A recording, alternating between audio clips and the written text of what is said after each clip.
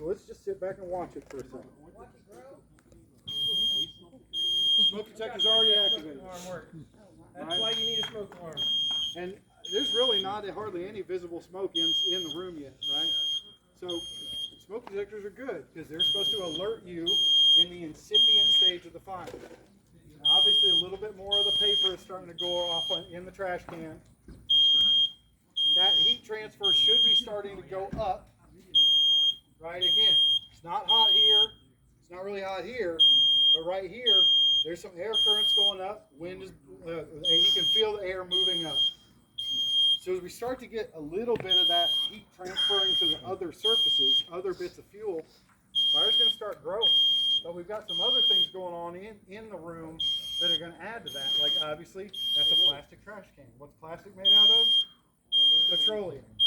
So the trash can itself is going to become a huge fuel package pretty soon as it starts liquefying and becoming a flammable liquid, which we learned all about over here the other night. Remember?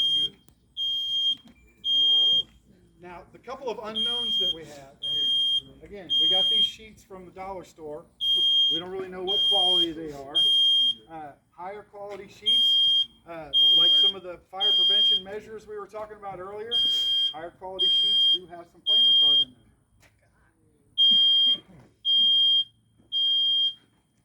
Right, now the trash can's already starting to break down. You can see we've got a little bit more smoke going on in the inside. If I had a flashlight. But something else that I want y'all to know, again, that smoke detector's been going off really since just after I lit it, right? I'm sure there'd be like, what is this? Avocado. What? I got one, Willie. Fire extinguisher? That can handle this. That could handle this. Okay. Because again, fire extinguisher should be used just in the incipient phase of fire, in the growth stage. Hannah gave me her flashlight. We like to use flashlights as pointers sometimes. So you can see there's still not a whole lot of smoke inside. But it is starting to come out a little bit, right? But it's still light colored. Y'all can see the color of the smoke is still very light. Not a whole lot of volume.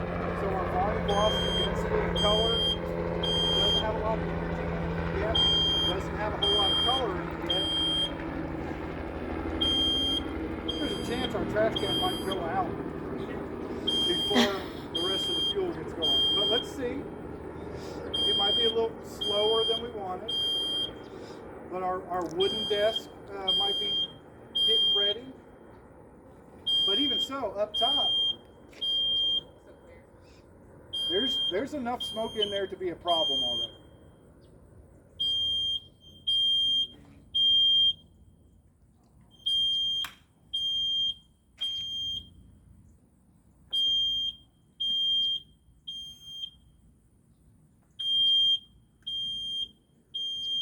Where I was going to go with the smoke detector is usually after we have a few minutes of involvement, the smoke detector is going to melt. And so it's going to stop alarming.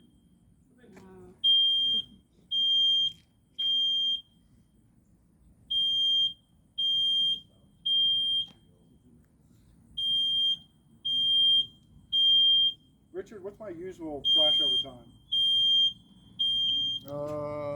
It's usually about 2.5 minutes. Yeah. I don't think we're going to make that on this one. Yeah. Y'all's response time was 6 minutes. Captain, What's that? y'all's response time was Our 6. target is 4 to 6 minutes. Here's a number. I'm losing confidence, Larry. 4 minutes and 15 seconds. Oh, we got the gasoline somewhere. It melted the lampshade. Oh no, that's a book on top. Never mind. Say the fire went out on top. It's picking up. Yeah. It may catch that carpet on fire. Uh-huh. I thought it for a second, I thought I heard this smoke detector start going off a second. I thought I did too, yeah. Okay, so I think our trash can, that again had 4 pieces of paper and the top of a cardboard box is all that was in the trash can. But I think our desk is about to start trying. going a little bit. Desk is on fire. Still trying. Color of the smoke.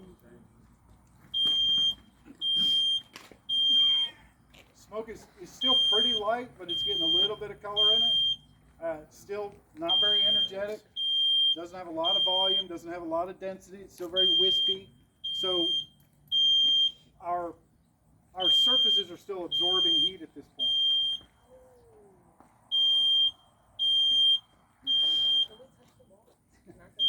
Yeah. It's made of wood. It's a real wood. Everything is still ambient temperature right now. Hang on. Oh, you said it's over here. Yeah, it's still just ambient temperature. What does it feel like? Normal. Yeah, the heat is still just convection right now. So like it's hot up here. Something's picking it It found some petroleum. You didn't say I was going to throw anything.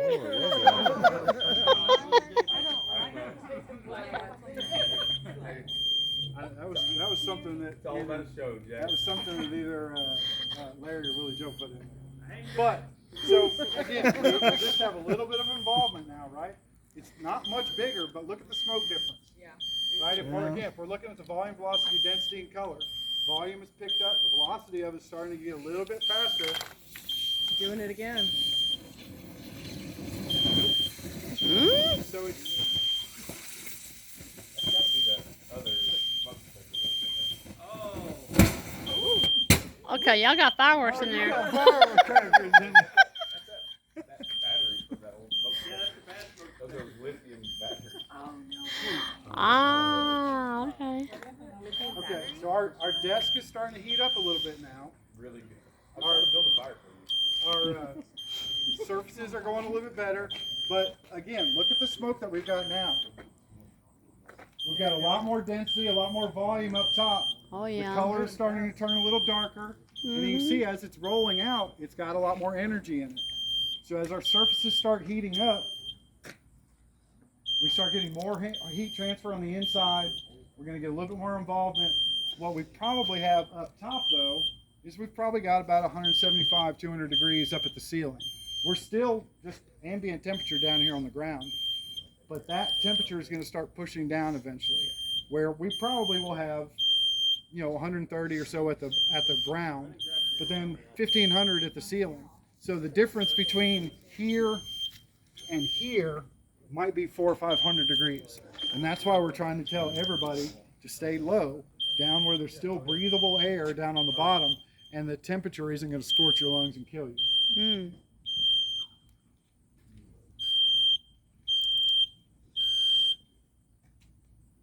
I'm impressed by the dollar store sheet. I'm impressed by the dollar store sheet.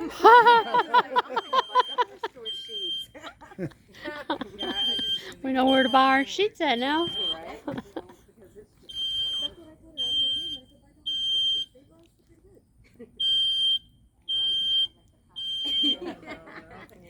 Oh yeah, walk up and put just put it on. Where do you get those from? Alright, so at this point we're starting to pass the incipient phase, starting to get into the growth phase. And that's when our heat transfer is going to start growing exponentially. Right? Where our fire area can start growing, doubling in size every 10 seconds or so. See the draft for the windows, the curtains that are waving now. So on our spot temperature now, Uh-oh. we've got 200, 206 at the ceiling, and 105 at the floor.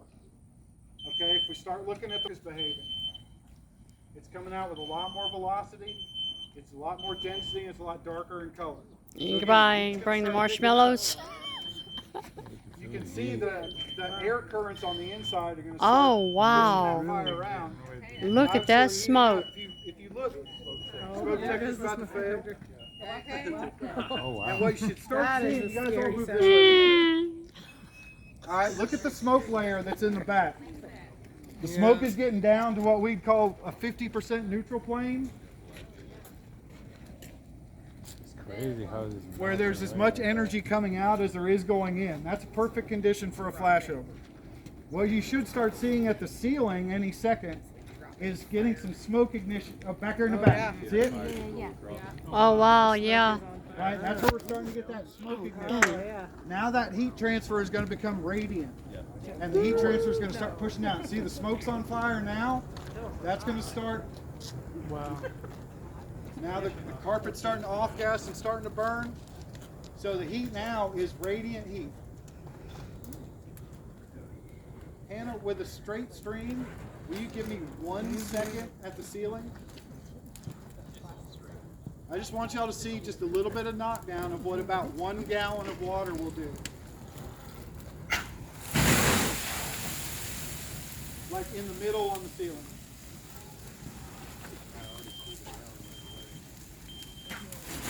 That's it.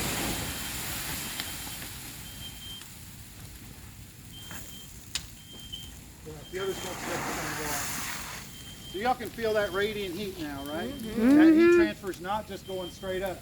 We did back it down just a little bit. You see the areas on the left are not burning anymore, but we still got all that involvement. And again, you'll watch that finger come over, and that smoke's going to start to ignite and push down. There, see the wall on the left? All right, knock it out, Aaron.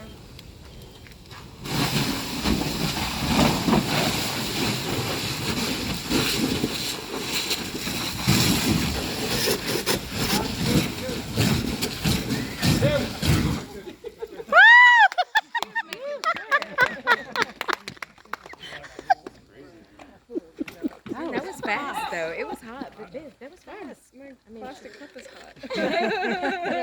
crazy. My phone's gonna start melting. Yeah. Yeah, way to go! After we were at 1600 degrees at the ceiling, we're back to 188 right now.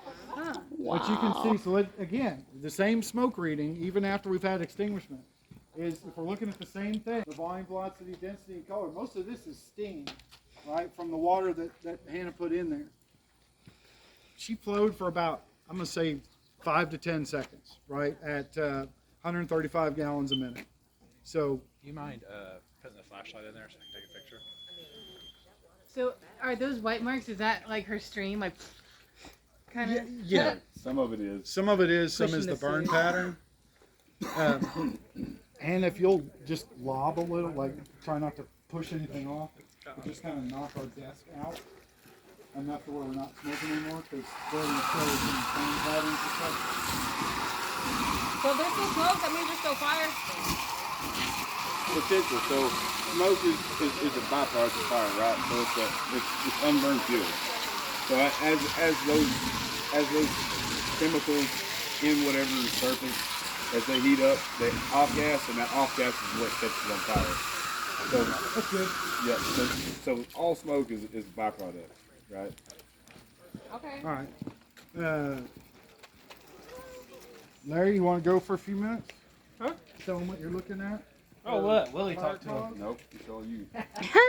So, So when we get to looking at fires, we got to figure out where it started and what burnt. And when you look here, you try to see where was my change. What did the firefighters do? What did the fire do? So someone had mentioned, is that from where she was putting the fire out, the fire stream? You see those patterns all right here. Yes. And if you notice, these patterns trace back into this side. So she's hitting both. So a lot of that was stream. That's water. Okay, that's our intervention. You look up towards the top, and you can see there's a difference in the sheetrock itself, from what we have here to what's over on this side to what's on the walls. Because heat does what? It rises, right? So this is telling me we had a fire in this general area. Because it's differing from here. Now she messed it up with some of her fire stream, but that's what we have to just deal with. And then we start looking lower. So as we come down, where did my heat line go? And I can see I have some normalcy all the way across here, over on the other side, with this pattern here. I'm following that heat line. That's a signature for us to watch and see what's there. Very seldom do we have stuff on the floor. So if we look down, you can see where the carpet was separated. and it changed and burned through. Okay, if this was a solid piece of carpet, and I had signs like this, burn through in certain spots, there was probably an accelerant used there. Okay, because most objects are going to burn the same, but this was pieces of carpet. Thing is, if I didn't know that to begin with, I'd have to go, well, why is this like this? Some of us, we talked in the classroom, we have to eliminate all the other things that could have been there. This is one of the things we'd have to eliminate. Why is that? Where did all my damage and char come from? Well, I've got a lot of burned up wood here, and we look at the charring in the wood and how much it burnt through. That doesn't look like a normal piece of wood. Okay, something changed. Heat got to it and made it change up. This is a piece of plywood that burned all the way through. Do I have that over here? What does my burn look like on this piece of wood compared to right here on this piece of wood? Do I have alligatoring? That's what we call that. That's alligatoring in the wood. That's leading me all this direction. Okay. If we were to go through and take out all this sheetrock, I lose a lot of what I can see. Because right now I can tell my line is up here. I come down, I'm getting lower. But why does my line stay flat back here on this back wall on this side? Is it because of the bed? It's shadowing of the bed. Move those deals with that.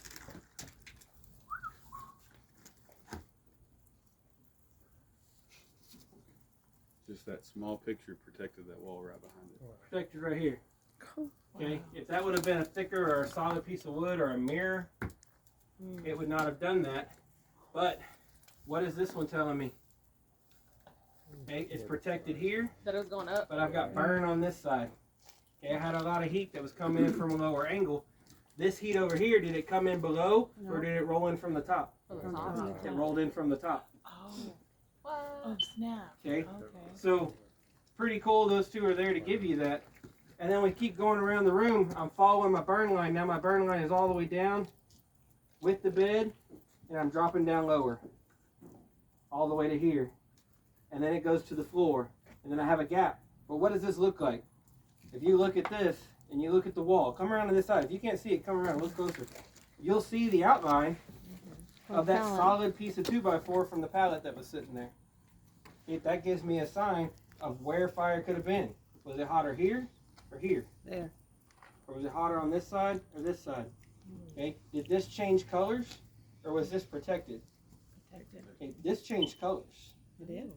This sheetrock is more damaged than this sheetrock. Okay. It got hotter right here. It funneled up through the middle of that Yeah, that's really and like burned through. your identifier, I guess. So we have to pay attention to what is heat calcification of the sheetrock, what is water damage from firefighting. There's not a whole lot of difference between the two. Now, I would not be able to find that out in the street had I not watched it do it. I would have to stare a lot longer. I'd have to look at this further, dig into it, and dig this back, and find out how much further down did I burn. Okay, if we cleared this out and got underneath, like this piece of plastic, if there were carpet underneath there, it would be perfectly clear. But I guarantee you, that is carpet. The trash can was on top of it. The trash can protected it, but the fire was right here. Okay, so it left things behind, and you just have to watch how it burns. A lot of the stuff up top, we just have to look. So now, did they have a smoke alarm? Yep. Okay, we heard it, It's so right we there. know it was there. This is all that's left of, well, that piece of carpet was probably protected by it. Where'd she knock it around to? Here it is. This is what we get to look for in a structure fire. We have to find this because I need to know, I have to put it in my report, were there working smoke detectors or smoke detectors present? A lot of times, had the fire stream not moved it, it falls straight down. So if you come in here and look, someone tell me where the smoke detector was by looking in this room. Right there. Right there where those two screws are. Notice there's color. You can still see the circle from where it was before it melted through. Is that calcification or is that from the water? This is calcification. Okay. This is the heat changing the thermal makeup of the sheetrock. What was over here that was from the water? The stream. These. So see that line? There's another line here. Came around, she made a loop. She swept around through here. When she swept, she followed right through here. Hit this side. She She came around, big loop here, doubled back on itself, back this way, and followed it back through. All from, right, oh, we lit another one. All right, here we go. Let's see what happens.